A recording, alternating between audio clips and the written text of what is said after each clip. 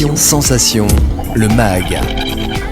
Bonjour à tous, bienvenue sur Sensation en association avec TV78. Je suis aujourd'hui avec Adélaïde Vanier, chargée de mission et responsable du Sud-Yvelines et Essonne à l'association Entraide de Génération, et Bérangère Pénaud, directrice Yvelines d'Ensemble de Génération. Bonjour. Bonjour. Alors l'association Ensemble de Génération a pour objectif de créer des échanges entre les seniors et les jeunes des Yvelines et de l'Essonne. Elle a été créée en juin 2006. Alors quelle est l'histoire d'Ensemble de Génération et quels étaient les objectifs de la présidente au moment de sa création ? Alors l'histoire, ça débute en fait avec notamment le drame de la canicule en 2003 qui a mis au jour beaucoup de seniors isolés et qui sont pas forcément morts de chaleur mais morts de solitude. Et donc cet événement tragique a fait prendre conscience à beaucoup d'entre nous qu'il fallait une solidarité envers nos aînés.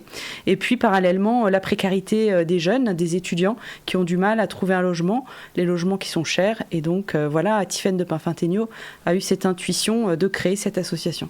Alors Tiffaine de Pinfinténiaux, justement la présidente, la fondatrice de l'association, a insisté sur 3 ambitions, l'entraide, l'échange et la cohabitation intergénérationnelle. Alors que permet justement cet échange entre les 2 générations ? Eh bien, cela permet évidemment de créer du lien entre les générations et donc de rompre éventuellement les solitudes, les isolements. Mais ça permet aussi de lutter contre la précarité des aînés, parce que les pensions de retraite sont évidemment assez basses, et ça, c'est un sujet d'actualité. Et la précarité des jeunes, surtout avec toutes les augmentations qu'on peut avoir pour le pouvoir, qui font chuter notre pouvoir d'achat. Et dans la société, les jeunes estiment parfois ne pas être compris par les seniors. De leur côté, les seniors estiment parfois que les jeunes n'ont rien vécu et n'ont pas leur mot à dire. Ensemble de générations, c'est justement la preuve que les 2 générations peuvent s'écouter et apprendre l'une de l'autre. Oui, tout à fait. Ça crée vraiment des ponts entre les générations, des ponts entre les cultures aussi, des ponts même sociétaux, puisqu'on a des jeunes qui arrivent de milieux différents et les 2 se rencontrent.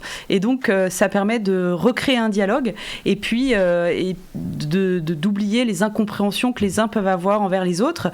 Le stéréotype du jeune réfugié dans un casque et qui ne parle à personne, chez nous, on voit que c'est pas vrai, parce qu'il y a plein de jeunes qui sont bienveillants, qui ont envie d'être utiles auprès des seniors. Et les seniors aussi ont beaucoup à raconter. On a même des seniors qui font des corrections de devoirs pour les fautes d'orthographe, par exemple. C'est des petites choses pratiques, mais qui sont bien utiles. Et puis, cuisiner ensemble, recréer cet aspect grands-parents, finalement maternant un peu que parfois recherchent les jeunes. Et alors votre association a pour objectif donc de trouver un logement pour un étudiant ou un jeune chez un senior. Comment peut-on candidater justement pour accueillir ou être accueilli ? Alors c'est très simple, il suffit d'aller sur le site ensembledegénération.fr et puis se laisser porter par les indications, à savoir que pour un jeune, il faut aller lire la page jeune et s'inscrire en bas de la page, et pour un senior, pareil, avec la page senior. Il y a également les familles aidantes qui peuvent inscrire leurs proches. Et Ensemble de Génération, c'est pas que dans le 78 ou dans le 91, c'est partout en France.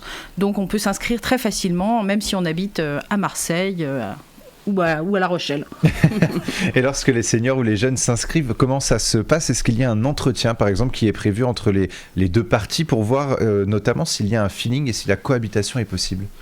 Alors oui, effectivement, quand on reçoit les inscriptions, on contacte assez vite les seniors ou les étudiants. Et quand il s'agit du senior, on va le visiter à son domicile pour bien voir évidemment la chambre et rencontrer la personne pour connaître toutes ses attentes et savoir quel type de jeune on pourrait lui mettre en fonction de sa personnalité, de son passé, de son vécu, de ses passions à partager, enfin tout un tas de choses que l'on prend en compte. Et puis pour les jeunes, on les rencontre à notre domicile. Parfois, on fait des visios dans un premier temps quand ils habitent loin, notamment. Et puis une fois qu'on a rencontré ce jeune, alors là, c'est tout le travail très compliqué et très délicat qu'on a à faire, de comprendre un petit peu comment les 2 personnes fonctionnent et voir quels atomes crochus on peut dégager pour se baser pour une bonne cohabitation. Ouais, l'idée, c'est d'écrire vraiment des belles histoires, c'est-à-dire que c'est d'avoir des profils qui se complètent et qui vont vivre une année vraiment de partage, d'échange, une année sympathique. Et parfois, ça va au-delà, puisqu'on a des seniors qui sont invités au mariage des jeunes ou qui viennent présenter présenter voilà, un petit bébé qui est né. Enfin, l'histoire se prolonge au-delà de la cohabitation. Donc, c'est tout ce travail qu'on essaye de faire pour que ça marche. Oui, typiquement, vous mettez aussi en lien du coup un senior qui aura besoin peut-être d'un peu plus de temps, on va dire, avec un jeune qui pourra avoir du temps à s'accorder. Si par exemple les études ou le travail prend beaucoup de temps, vous allez aller vers un senior qui demande un peu moins de temps, qui a un peu moins de besoins. Exactement, c'est des critères qui sont très importants qu'on voit pendant l'entretien avec le jeune, hein, parce qu'il faut savoir de ce qu'il va pouvoir faire, combien de temps il va pouvoir être là, si le soir il peut être disponible, etc. Et donc pour ça, il y a 3 dispositifs, il y a 3 formules qui sont adaptées. On a un logement qu'on appelle présence, et là le jeune s'engage à être là le soir et la nuit. Le logement est gratuit dans ce cas-là pour le jeune. Un logement qu'on appelle entraide, et là c'est des petits services. Le jeune va payer 150 € par mois pour correspondre aux charges, et puis un loyer convivialité. Là il y a un loyer, ce qui permet d'aider des seniors, par exemple avec une petite retraite, ça peut être un complément de revenu, et puis c'est surtout parce qu'ils aiment aussi recevoir un étudiant et être dans l'échange. Alors finalement le logement est moins cher pour les jeunes, mais il y a certaines conditions. Alors quelles sont-elles ? Les conditions, elles sont très très simples. En fait, il suffit juste d'avoir entre 18 et 30 ans et d'être soit un jeune pro, soit un étudiant. Alors étudiant, alternant, enfin toutes ces déclinaisons. Et pour les seniors, il faut avoir plus de 60 ans. Donc c'est vraiment pas très compliqué. Évidemment, pour les seniors, il faut avoir une chambre à mettre à disposition d'un jeune. Donc la chambre doit être réglementaire, plus de 9 mètres carrés. Et voilà, on a l'impression que ça doit être un logement agréable. Et ces logements intergénérationnels peuvent faire peur notamment à la famille des personnes âgées qui peuvent parfois se situer un petit peu loin.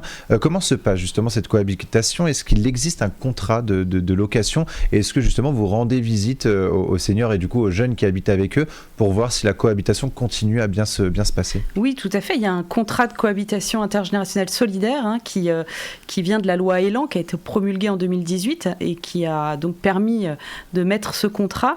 Et évidemment, l'association encadre les jeunes et les seniors pour s'assurer effectivement que la cohabitation se passe bien, que le jeune répond bien à la demande qui lui a été faite et stipulée dans le contrat, et que le senior aussi n'abuse pas non plus du jeune. Donc nous, on est vigilants sur les 2 tableaux pour que vraiment chacun puisse s'épanouir et que ce soit une cohabitation harmonieuse.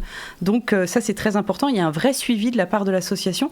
À la fois, on rencontre les protagonistes, seniors et étudiants ou jeunes, et puis on assure ce suivi. Donc il y a un vrai accompagnement humain, et ça c'est très important parce que pour que ça fonctionne, il faut qu'il y ait cette présence, ce tiers de confiance que représente l'association. Et quelles sont par exemple les missions ou les tâches qui seront données justement aux jeunes qui viennent vivre avec un senior ? Alors, ce sont des toutes petites tâches. En aucun cas, ça ne peut être assimilé à du travail. Donc, il n'y a pas de ménage, pas de repassage, pas de soins à la personne, jamais. De toute façon, ils ne sont pas formés pour ça. Et les petits services, ça va être rapporter le courrier de la boîte aux lettres quand on a un jardin et que la boîte aux lettres est loin. Ça peut être sortir le chien. Comment on appelle ça ? L'aide à l'informatique est très demandée par les seniors ou leurs familles. Mais voilà, ça peut être préparer des repas, tout simplement faire des petits jeux pour stimuler les fonctions cognitives. Enfin, vraiment des petits services du quotidien qui fait qu'on se sent bien. Et ça peut rassurer justement les familles qui peuvent parfois avoir peur ou les seniors. Les jeunes ne se substituent pas de toute façon à des professionnels d'aide à la personne. Exactement. Ça, c'est très important que les jeunes le sachent, puisque vraiment, il ne s'agit pas là de prendre la place d'un travail qui nécessite une formation et que le jeune ne peut pas accomplir. Donc, voilà. Donc, c'est des choses très simples, comme un petit enfant le ferait auprès de ses grands-parents, de manière assez naturelle. Ouais. Et puis, c'est vrai que les familles aidantes sont très rassurées de savoir un jeune auprès de leurs parents. Donc c'est rassurant pour tout le monde. Ouais. Justement, en règle générale, les retours sont de toute façon positifs, à la fois des jeunes et des seniors. Si vous continuez, j'imagine que de toute façon c'est positif. Ça fait donc un peu plus de 16 ans, à force de dire 16 ans, ça va bientôt faire 17, mais qu'on existe. Et c'est pas pour rien, et on affiche un taux de satisfaction 93%. Alors évidemment, toutes les histoires ne sont pas extraordinaires et de belles histoires, mais il y a quand même une satisfaction qui fait que les seniors reviennent avec nous d'année en année, et les jeunes parfois poursuivent autrement parce que un petit copain, des études différentes, enfin bref, tout un tas de raisons qui font qu'on peut quitter sa cohabitation, mais quand même en étant content de ce parcours de vie. Et ce qu'on peut retenir de toute façon, c'est que le plus important finalement, c'est le lien intergénérationnel justement qui peut se créer entre les deux générations. Plusieurs solutions sont donc possibles pour répondre à la précarité des seniors et des jeunes tout en créant un lien intergénérationnel. Merci beaucoup Adélaïde Vanier et Bérangère Pénaud d'avoir été avec nous sur Sensation. Pour plus d'informations, on peut se rendre sur le site ensembledegénération.fr ou sur Facebook Ensemble de Génération France tout simplement. Et pour revoir ou réécouter cette émission, rendez-vous sur notre site et notre application Radio Sensation.